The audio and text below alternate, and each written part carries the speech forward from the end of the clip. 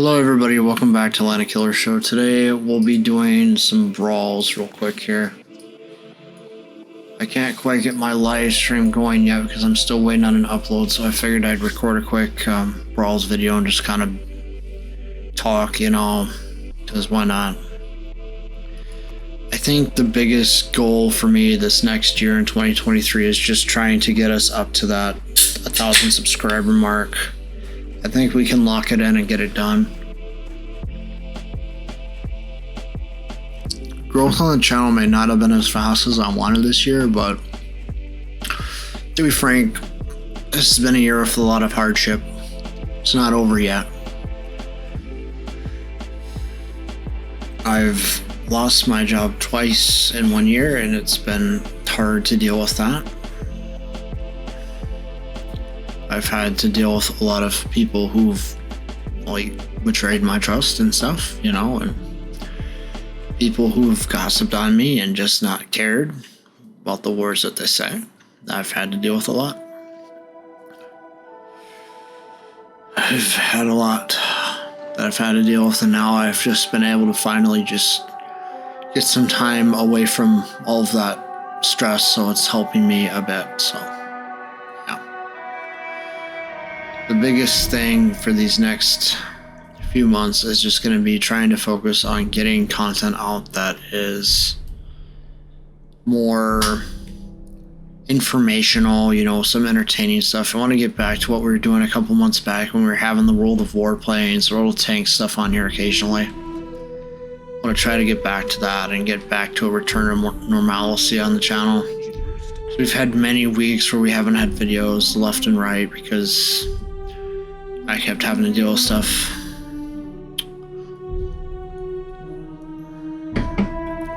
I think that I am being realistic with getting to 1,000 by the end of 2023. Because within a year we've grown. What were we at? I think we're at 300 at the start of this year, and what are we at now? 506 last time I checked. Numbers always change, so that may change in the future. I think the biggest obstacle right now is just trying to get in that search feed a little bit more. I feel like it's being dominated by the community contributors a lot, so that's why I'm trying to go multi-content with the other games, the World of Warplanes and the World of Tanks, because not too many of the content creators cater to all those different audiences. So I'm trying to cater more broadly to all of wargaming with this channel,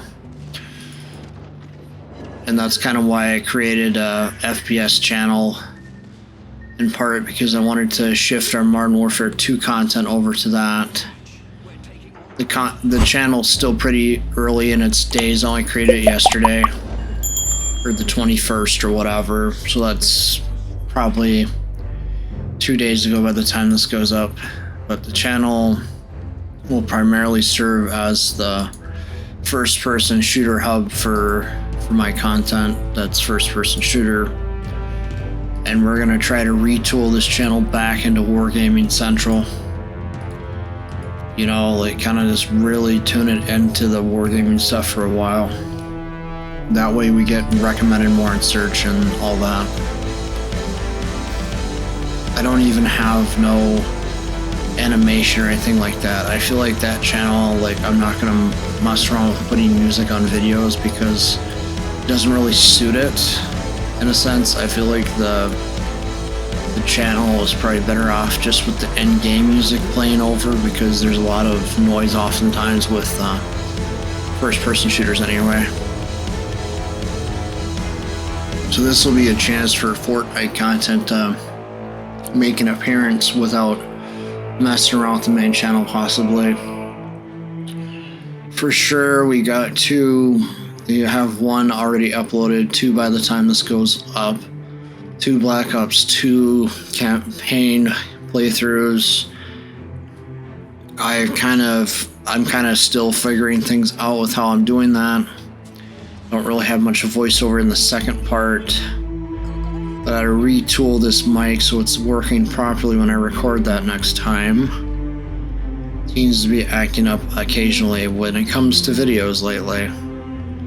So I've got to sit there and mess around with the mic settings again. It's going to be one of the items on my priority list, is to probably invest in a better microphone in the future when I actually have money again to do so. For right now, I'm going to stick with what I got and just try to make it work best that I can. A lot of our content coming up we'll try to fit in some ship reviews occasionally. We'll try to cover the dev blogs when I can. I realize that there's two branch nations that have been announced and I haven't covered them. I realize that.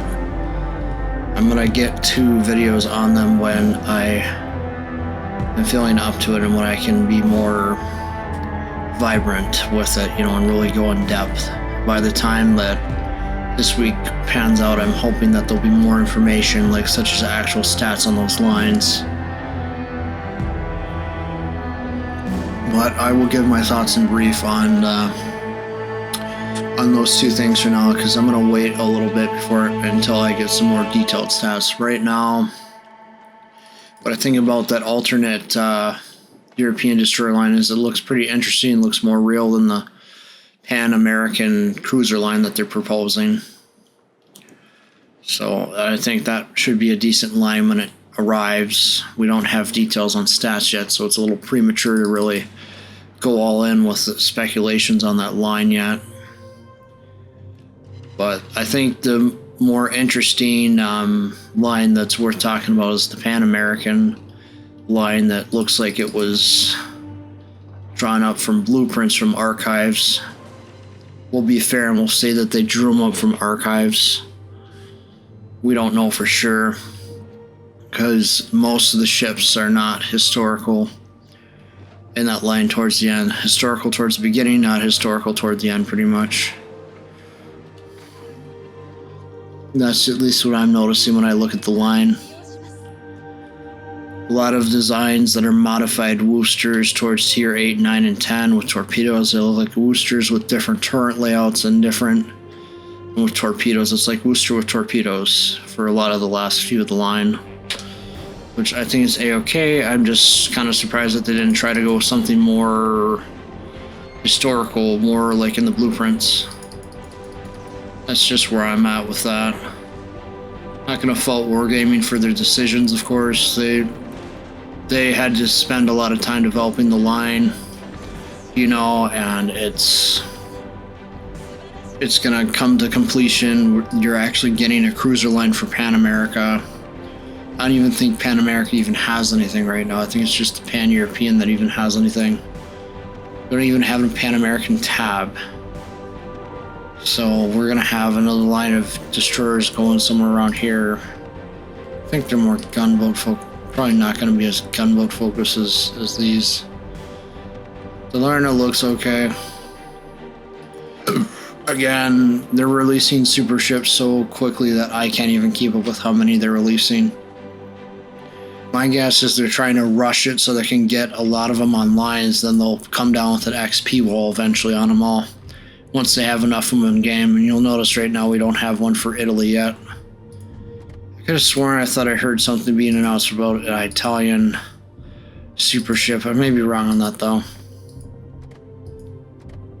I could have sworn that Super Venezia was announced. Maybe not. But I'll keep my eyes and ears peeled, because Italy doesn't even have one. Pan Asian, I know, is getting one. A more advanced version of Young. Europe's already got one. Netherlands is still lacking. Commonwealth's getting this stuff together. Like, I think the biggest annoyance for a lot of players right now is just the MM or matchmaker. It's being really stupid right now. It's putting a lot of subs and CVs in the same match. A lot of people are frustrated at the fact that they can't really fight back in their battles. You know, it's crazy to think that our developers can't even properly balance out MM, you know, our matchmaker, to accommodate the increase in submarines and CVs.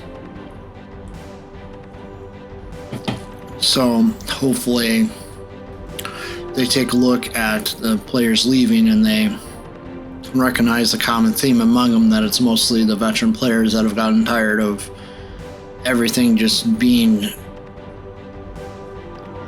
what's the term I'm looking for, like broiled. It's like they got boiling water left and right of them, they don't even realize it.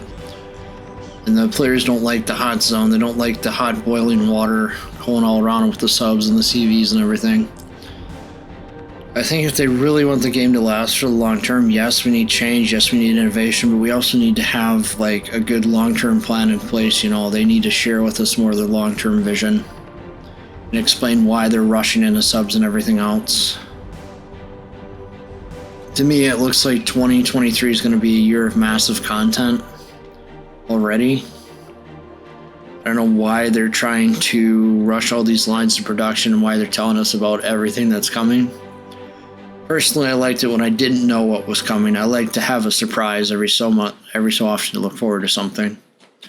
I like that we're seeing some stuff that's coming down the pipeline, but I think it was a little too premature to tell us about all these different branches. My guess is that they're going more for a quantity approach versus a quality approach for 2023. They're teasing lines already. Because remember, we had it leaked by Chivitsu some time ago, a year or two ago, that they're going to focus more heavily on subs and carriers. So I imagine carriers will be the last line for the year of 2023. If not, some carrier sub branch for 2023 somewhere in there. We haven't had a new carrier line since the Russian carriers, which came out. I don't even remember. It's been so long. I want to say they came out in like spring of this year, if I'm remembering correctly, if not before that. That's just what I'm remembering anyway. Like, I don't see why a whole line of boosters with torpedoes need to be in there. They did hint that there'd be alternate mechanics. My guess it's going to be something with increased accuracy or burst fire to make up for the light cruiser status.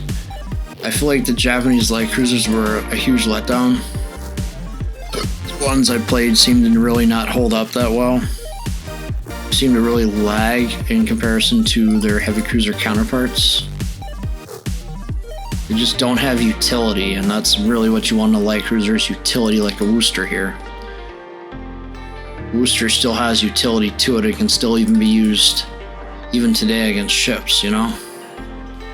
Because that's what Worcester gets, is utility over a heavy cruiser like Puerto Rico. Puerto Rico gets the bigger guns, but it doesn't have as much utility or options to use those things in a fight.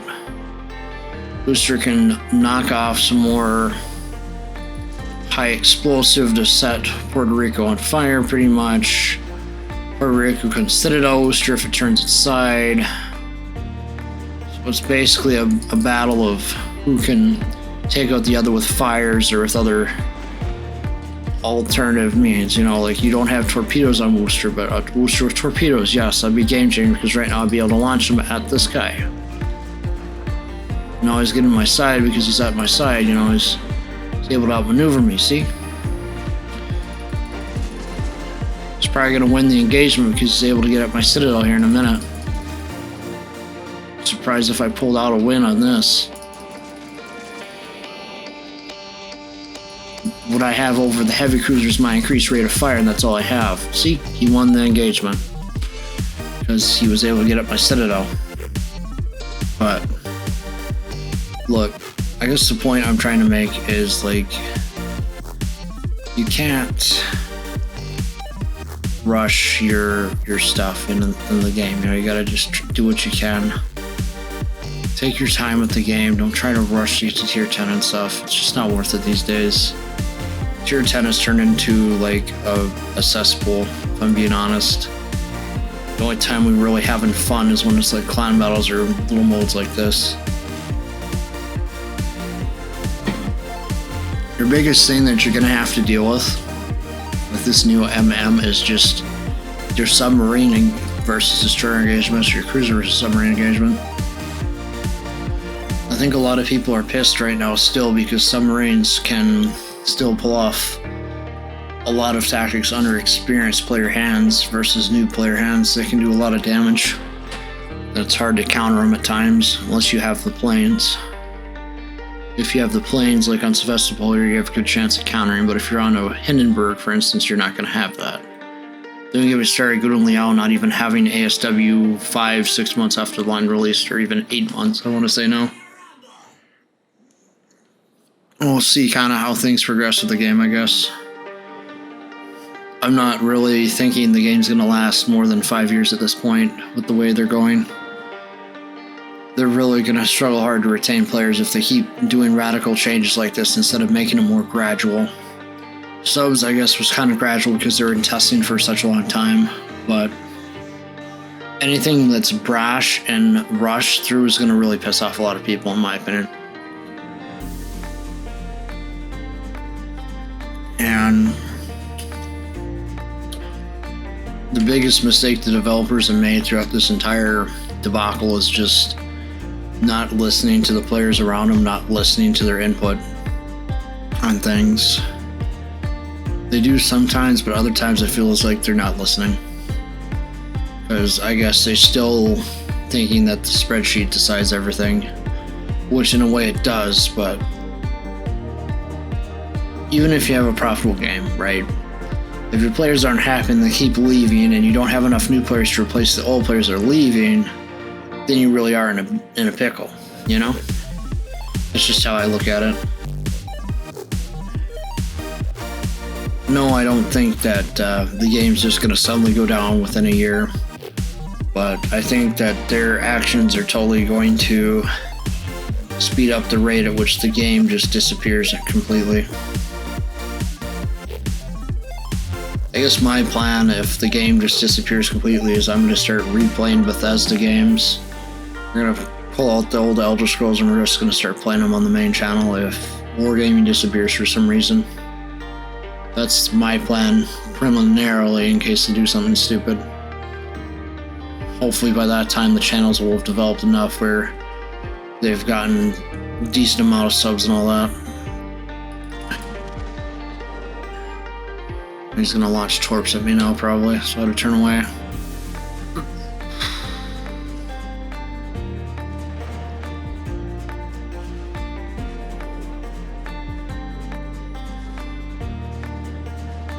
He can turn his torps toward me, and I'm pretty much doomed at that point. It's almost gone, but still.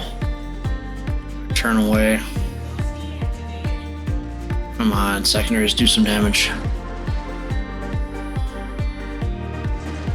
This matchup isn't even fair versus the destroyer, so yep, he's down.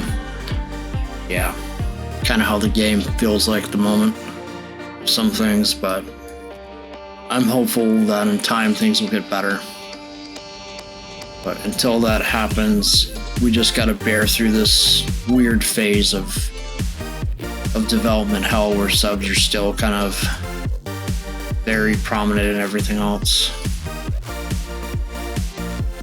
So it's gonna take time, but I believe that things will get better for a lot of reasons. I think that a lot of it will stem from just knowing